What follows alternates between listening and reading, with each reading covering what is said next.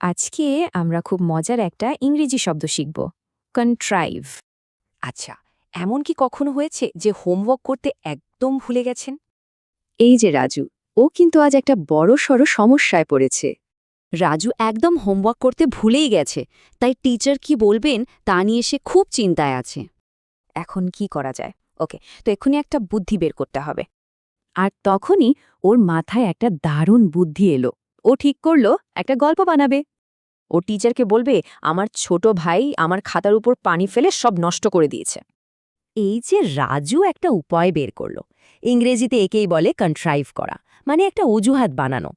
তাহলে কন্ট্রাইভ শব্দটার মানে কি দাঁড়ালো? এর মানে হলো বেশ দক্ষতার সাথে কিছু একটা প্ল্যান করা।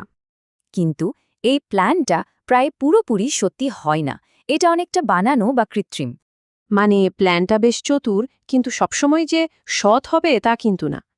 সোজা কথায় কন্ট্রাইভ করা মানে হলো বুদ্ধি খাটিয়ে কোনো সমাধান বা অজুহাত তৈরি করে ফেলা। চলুন এবার কিছু বাস্তব জীবনের উদাহরণ দেখা যাক। প্রথম বাক্যটা দেখুন, ডেডলাইন মিস করার জন্য সে শেষ মুহূর্তে একটা অজুহাত বানিয়ে নিল। এটা কিন্তু একদম রাজুর গল্পের মতো একটা চতুর বানানো অজুহাত।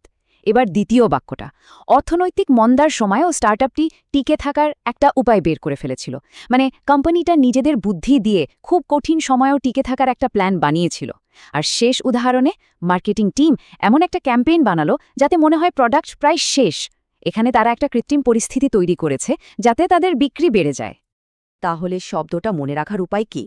প্রথমে আপনার সামনে একটা সমস্যা আসবে, আর আপনি সেটার জন্য একটা প্ল্যান ভাববেন।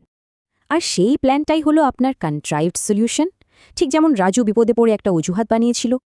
আচ্ছা, এবার আপনারা ভাবুন তো, কোনো দুঃখী বন্ধুকে হাসানোর জন্য কি একটা মজার উপায়ে কন্ট্রাইভ করা যায়?